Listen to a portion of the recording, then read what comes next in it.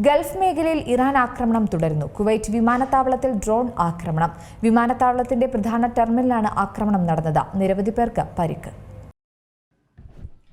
Gulf മേഖലയിൽ യുഎസും ഇറാനും തമ്മിലുള്ള സൈനിക ഏറ്റുമുട്ടൽ തുടരുകയാണ്.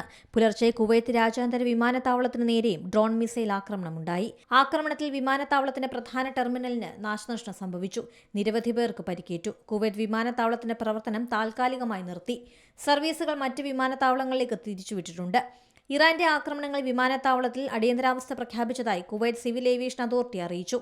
യുഎസ് സൈനിക താവളങ്ങൾ ലക്ഷ്യമിട്ടും ഇറാന്റെ മിസൈൽ ഡ്രോൺ ആക്രമണം നടന്നു. കുവൈത്തിലെയും ബഹ്റിനിലെയും യുഎസ് കേന്ദ്രങ്ങൾക്ക് നേരെ ഇറാൻ തൊടുത്തുവിട്ട മിസൈലുകളും ഡ്രോണുകളും യുഎസ് വ്യോമ പ്രതിരോധ സംവിധാനങ്ങളും തകർത്തതായി യുഎസ് സെൻട്രൽ കമാൻഡ് അറിയിച്ചു. മേഖലയിൽ ഭീഷണി ശക്തമായതിനെ തുടർന്ന് ബഹ്റിൻ വ്യോമപാത താൽക്കാലികമായി അടയ്ക്കുകയും സിവിലിയൻ വിമാന സർവീസുകൾ നിർത്തിവെക്കുകയും ചെയ്തു.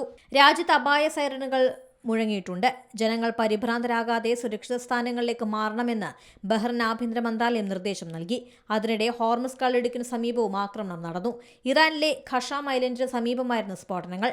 ഹോർമുസ് കടലിടുക്കിന് സമീപത്തുള്ള ദ്വീപാണ് ഖഷാം. അതിനിടെ ഹോർമുസ് കടലിടുക്ക് തുറന്നാലും ഇറാനെതിരെയുള്ള ഉപരോധം നീക്കില്ലെന്ന് യുഎസ് സ്റ്റേറ്റ് സെക്രട്ടറി പ്രസ്താവിച്ചു.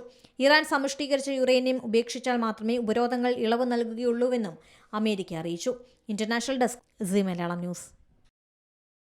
ഏറ്റവും പുതിയ വാർത്തകളും വിശേഷങ്ങളും വിരൽ തുമ്പിലറിയാൻ സീ മലയാളം ന്യൂസ് എല്ലാ ഡിജിറ്റൽ പ്ലാറ്റ്ഫോമുകളിലും ലഭ്യം.